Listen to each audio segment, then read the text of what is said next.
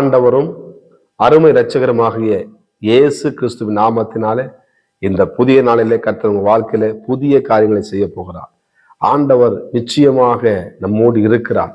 அருமையான தேவ பிள்ளைகளை, இந்த புதிய நாளிலே கூட ஆண்டவருடைய வார்த்தை கேட்கும்போது கொண்டு வந்திருக்கிறாரு. நீங்கள் பாக்கியவான்கள். அவன் ஜெபம் பண்ணுவோமா? ஆண்டவர் வார்த்தை கேட்போமா? பரிசுத்தம் கிருபை நிறைந்த தகப்பனை எங்களோடு கூட பேசுங்க ராஜா, இயேசுவின் நாமத்தின் பிதாவே, ஆமென். எடுத்து வாசிப்போம். எபிரேயர் புத்தகத்துல 12ஆம் அதிகாரம், எபிரேயர் 12ஆம் அதிகாரம் 1ஆம் வசனத்தை கூட வாசிப்போம். ஆகையால் மேகம் போன்ற இத்தனை திரளான சாட்சிகள் நம்மை சூழ்ந்து கொண்டிருக்க, பாரமான யாவற்றையும் நம்மை சுற்றி நெருக்கி நிற்கிற பாவத்தையும் தள்ளிவிட்டு, விசுவாசத்தை துவக்கிறவரும் முடிக்கிறவருமாய் இருக்கிற இயேசுவை நோக்கி நமக்கு நியமித்திருக்கிற ஓட்டத்தில் பொறுமையோடு ஓட கடவோம். எனக்கு அருமையான தேவனுடைய பிள்ளைகளே, இந்த இடத்துல எழுதப்பட்டிருக்கிறது என்ன பண்ணுமா? நம்மளை பாரமான யாவற்றையும் நம்மை சுற்றி நெருக்கிற பாவத்தையும் தள்ளிவிட்டு. அப்ப சில விதமான நம்மளை பாரம் என்ன பண்ணுது? நம்ம நல்லா தான் ஜெபம் பண்றோம், நல்லா தான் பண்றோம், உண்மையாக. ஆனால் சில விதமான பாரங்கள் நம்மளை என்ன பண்ணுதுங்க? அது அகற்று. ஆனால் அதுக்கு மேல மேகமா நம்ம விழுது. எப்படி மேகத்தை எப்படி அழகாக ஆண்டவர் படைச்சிருக்காரு. ஆனா மேகம் போன்ற திரளான சாட்சிகள், அதை நீக்கி அதுக்கு முன்பாக அதிகாரத்தை நீங்க வாசிங்கன்னா, அந்த எபிரேயர் புஸ்தகத்துல ஃபுல்லா பார்த்தீங்கன்னா ஆண்டவர் நம்ம அந்த விசுவாச பட்டியலிலே எழுதி வச்சிருப்பார். அவங்களாம் அதை ஜெயிச்சாங்க. ஒரு வசனம் கூட வாசிப்போமா? எபிரேயர் 11:33 சொல்லுது, விசுவாசத்தினாலே அவர் ராஜ்யங்களை ஜெயித்தார்கள், நீதியை நடப்பித்தார்கள், வாக்கு தத்தங்களை பெற்றார்கள், சிங்கங்களின் வாய்களை அடைத்தார்கள். பாருங்க, என்ன சொல்லிட்டே போலாம். அருமையான தேவனுடைய பிள்ளைகளே, இப்படிப்பட்ட தேவனுடைய வாக்கு தத்தங்கள் நம்மளுடைய நம்மளுக்கு முன்னாடி இருந்த தேவனுடைய தாசர்கள், தேவனுடைய வார்த்தையை பெற்றுக்கொண்டு தேவனுக்காய் சிரமம் பண்ணினவர்கள், அவங்க என்ன பண்ண எல்லாவற்றையும் ஜெயிச்சாங்க. நாமளும் ஜெயிக்க பிறந்தவங்க. நீங்க தோக்க பிறந்தவில்லை. தோல்வி உங்களுடையது அல்ல, வெற்றி உங்களுடையது.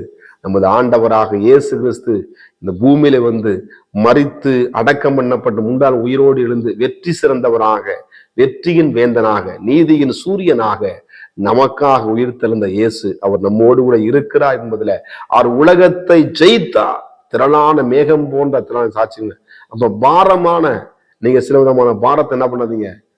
சில குடும்பத்துல இருக்கிற காரியமோ, இல்லை வேலை செய்யற காரியமோ, சில ஏதாவது நம்ம மறக்க முடியாத ஏதாவது தேவையில்லாம நம்மளை சொல்லியிருப்பாங்க, அந்த காரியங்கள் இருக்கும்.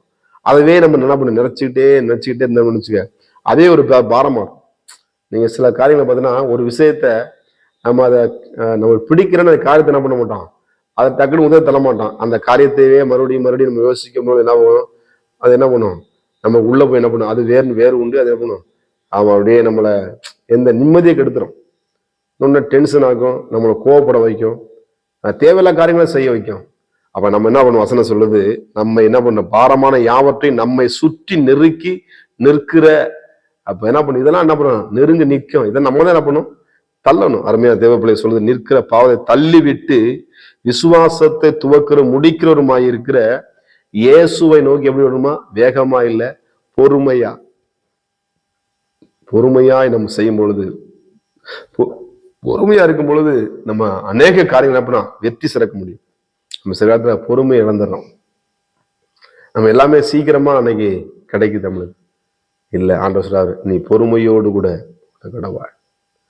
நம்ம வேகமா போறதில்லை. நம்முடைய வாழ்க்கை பயணம், நம்முடைய விசுவாச ஓட்டங்கள், நம்முடைய அன்றாட வாழ்க்கையுடைய காரியங்களை நம்ம குடும்பத்துல சரி, வேலையில சரி, நம்ம எதை செய்து கொண்டிருந்தாலும் அதை ரொம்பவும் என்ன பண்ணது, சுலபமாக செய்யக்கூடாது. கரெக்டாக என்ன பண்ணும், அந்த நேரத்துக்கு அந்த நேரத்தை அதை சரியா, இப்படி காலை மாலை இரவு 3 நேரம் டக்குன்னு வருதா, அந்த காலையில செய்ய வேண்டியது நேரம் செய்யணும்.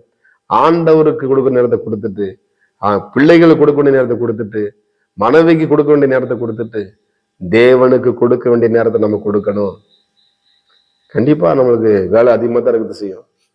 ஆனால் நம்ம தேவனுக்கு நேரத்தை நம்ம ஒதுக்கணும். ஆனா நம்ம தேவனுக்கு நம்ம ஒதுக்கணும்னா, நேரத்தை ஒதுக்கணும். அவரோட பேசுறதா, வேற ஒண்ணும் கிடையாது. நீ அவரோட பேசி பாருங்க, அவரோட நடந்து பாருங்க, உன் வாழ்க்கையை மகிழ்ச்சியா இருக்கும், சந்தோஷமா இருக்கும். ஒரு குட்டி பரலோகமாக வீடுகள் மாறும். அருமையான தேவ பிள்ளைகளே, பொறுமையாய் ஆண்டவராக இயேசு கிறிஸ்துவ இந்த பூமியில வாழ்ந்து ஒவ்வொரு காரியத்தை நம்ம ஆண்டவர் அழகாக கைட் பண்ணி அழகாக பூமியில வாழ்ந்து காமித்தார். நம்மளுக்கு எழுதப்பட்டிருக்கிறது. அதுலயே இந்த 12ஆம் அதிகாரத்துல எபிரெயர்ல 2ஆம் வசனம் சொல்லப்பட்டிருக்கு. அவர் நமக்கு முன் வைத்திருந்த சந்தோஷம் பொருட்டு அவமானத்தை எண்ணாமல் சிலுவையை சகித்து தேவனுடைய சிங்காசனம் வலது பிரசத்தில் வீற்றிருக்கிறார். 3ஆம் வசனம் சொல்லுது, ஆகையால் நீங்கள் இளைப்புள்ளவர்களாய் உங்கள் ஆத்துமாக்கள் சோர்ந்து போகாதபடிக்கு நமக்கு விரோதமாய் பாவிகளால் செய்யப்பட்ட இவ்விதமான விபரீதங்களை சகித்த அவரையே நினைத்து கொள்ளுங்க. அப்ப அந்த இடத்துல நம்ம பண்ணுவோம், உங்க பிரச்சனை இருக்கா, அந்த பிரச்சனை இயேசு முன்னாடிங்க, ஆண்டவரே இந்த பிரச்சனை எனக்கு விடுதலை கொடுங்க, அவர் நினைத்து கொள்ளுங்க. வசனம் சொல்லுது என்ன பண்ண, நம்ம என்ன பண்ணுவோம், அவமானத்தை சில காரியம் நம்ம சகித்தவனும். சில காரியம் சகிக்க முடியாதான், சகிக்க முடியாது செய்யும் போதுதான் கஷ்டமா தான் இருக்கும். ஆனால் நமது ராஜாதி ராஜா வானத்தையுமே உண்டாக்கினவர் சகித்தார். சில காரியம் நம்ம சகிச்சுட்டு தான் போகணும். சகிக்கும் பொழுது தேவனுடைய மகிமை உங்களுக்கு இருந்து வெளிப்படும். நீங்க அநேக காரியங்களை கொடுத்து நம்ம என்ன பண்ணுவோம், இன்னைக்கு சகிக்க முடியாம இருக்கிறோம். பிள்ளைங்க பேசுறது, வேலை நம்ம சகிக்க முடியல, கஷ்டமா இருக்கும். ஆனாலும் தேவன் உங்க வாழ்க்கையில இதெல்லாம் சகிக்கும் பொழுது எப்படி பிதாவான ஆண்டவராக பிதாவின் வலது பிரசர் உட்கார்ந்து இருக்கும் பொழுது கர்த்தர் உங்களுக்கு ஒரு மேன்மையை தருவார். நிச்சயமா உங்களுக்கு கர்த்தர் ஆசீர்வதிப்பார். உங்களுக்கு ஜெபம் பண்ணுவோமா? பரிசுத்தம் கிருபை நிறைந்த நல்ல தகப்பனே, ஆண்டவரே, பிள்ளைகளை இதெல்லாம் பாரப்படுத்தி கொண்டு வந்த பாரத்தெல்லாம் உதறி தள்ளிவிட உதவி செய்யுங்கப்பா. ஆண்டவரே, சில காரியங்கள் சகிக்க முடியாது இருப்பான ஒரு நல்ல சகிக்கக்கூடிய கிருபைகளை தருவீராக. இப்பொழுது உண்மை நினைத்து முன்னாடி உடத்த பொறுமையை கொடுத்து பொறுமையுள்ளவர்கள் ஆண்டவரே சொத பூரண கிரியை செய்ய கிடவு என்று எழுதப்பட்டிருக்கிறது. ஆண்டவரே, ஒரு அற்புதங்களை செய்வீராக. ஆண்டவரே, உடைய நாமத்தை மையப்படி பொறுமையினால் ஆத்துமாவை காத்துக்கொள் என்று எழுதப்பட்டிருக்கிறது. இயேசுவின் நாமத்தின் பிதாவே, ஆமென். God bless you. கர்த்தர் உங்களை ஆசீர்வதிப்பாராக.